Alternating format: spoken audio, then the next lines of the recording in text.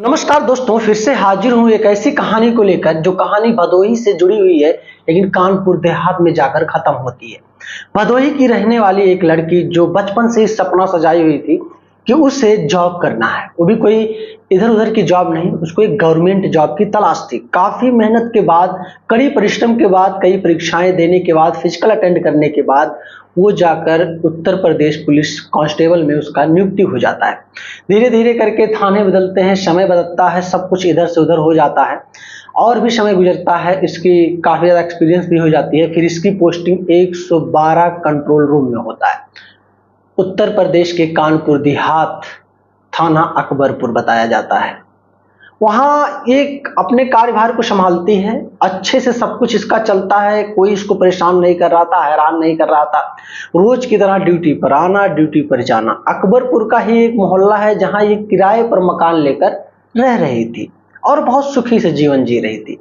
कोई दिक्कत इसको थी ही नहीं, आराम से। लेकिन जिस थाने में ये पोस्ट थी, उस थाने के ही एक सिपाही थे जिसका नाम विकास यादव है, वो बराबर इसको छेड़ते थे। जब इसकी ड्यूटी बदलती थी तो कभी कभी इसको ऐसे ऐसे शब्दों से प्रयोग करते थे जो कि उस महिला सिपाही को बहुत बुरा लगता था, लेकिन किसी से कुछ कहती नहीं थी, इग्नोर करती थी।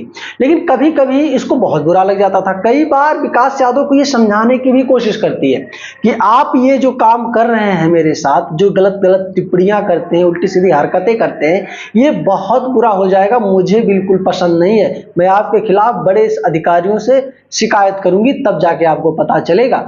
लेकिन विकास यादव के कानों में जूं तक नहीं रेंग रहे थे। सोच रहा था कि चलो कोई बात नहीं, रहने दो, ऐसी बहुत फड़फड़ाएंगी, तमाम प्रकार की बातें। अब एक दिन ये होता है, ये महिला सिपाही अपने कमरे पर जाती है ड्यूटी से, और जैसे ही कमरे में प्रवेश करती है तब तक विकास यादव पहुंचता है और जबरदस्ती कमरे का दरवाजा ढकेलता है और अंदर जब ये जाता है, अंदर से किंडी लगा लेता है और उस महिला सिपाही के साथ ये गलत काम कर देता है, जबरन।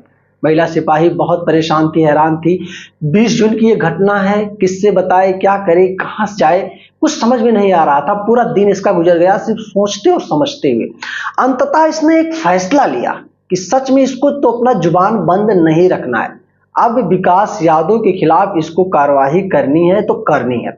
ये जाती है, जो अकबरपुर थाना इंचार्ज होते हैं, थाना इंचार्ज का नाम सतीश कुमार सिंह होता है, उनके पास जाकर अपनी पूरी घटनाक्रम को बात बताती है, जो भी इसको दुख इसने झेले उन सारी चीजों के बारे में बताती है कि कैसे विकास यादव इसके साथ उल्टी सीधी हरकतें करता था, किस तरीके से आपत्तिजनक बातें करता था और किस जनक जबरन कमरे में घुसकर इसके साथ गलत काम कर देता है। महिला कई बार विकास यादव को समझाने की भी कोशिश करती है। सब कुछ, जितनी चीजें इसके साथ आज के 2-4 महीने में घटना घटित हुई थी, वो सारी चीजें थाना इंचार्ज से ये बताती है। और थाना इंचार्ज से खासकर बयान में एक चीज और इसने बताया कि ये 7 महीने की गर्भवती भी है। अब ये चीज सुनने के बाद थाना इंचार्ज तुरंत विकास यादव के खिलाफ मुकदमा दर्ज कर देते हैं और तुरंत इसको भेज देते हैं। हालांकि विकास यादव जो मुख्य आरोपी बताए जा रहे हैं, ये अभी तक फरार हैं। पुलिस खोजबीन में लगी हुई है। जैसे ही कुछ क्लू मिलता है, कुछ भी चीजें मिलती है, इनको तुरंत गिरफ्तार किया जाएगा, कोर्ट में पेश किया जाएगा और इनके खिलाफ कड़ी से कड़ी कानूनी कार्रवाई भी की जाएगी। थाना इंचार्ज महोदय ने उस महिला कांस्टेबल से ये राहत भरी बात बताई है। महिला कांस्टेबल अपने आप को अपनी ही नजरों में गिर गई है, वो समझ नहीं पा रही उसको क्या करना चाहिए। उसने तो थाना इंचार्ज से ये भी कहा, सर मैं ड्यूटी नहीं करना चाहती, मैं रिजाइन करना चाहती हूँ, क्योंकि खासकर बहुत सारी उल्टी सीधी बातें होती है, मैं कब तक किससे लड़ूंगी, मैं एक महिला हूँ। मुझे ऐसा लगता है कि एक महिला का पीड़ा शायद बहुत कम लोग समझेंगे।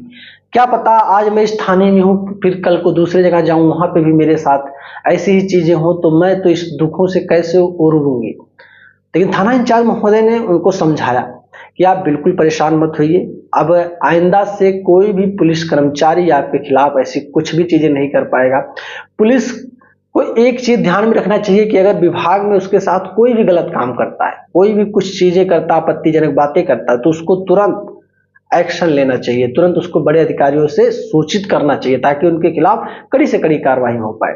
दोस्तों, आज की इस छोटी सी स्टोरी सुनने के बाद आप क्या कहना चाहोगे मुख्य आरोपी विकास यादव के बारे में, जिसने इतनी बड़ी घटना को अंजाम दिया है? एक बार कमेंट करना, वीडियो पसंद आए तो लाइक करना और चैनल पे नए हो दोस्तों सब्सक्राइब करना। मिलूंगा फिर कोई ऐसी कहानी को लेकर, तब तक के लिए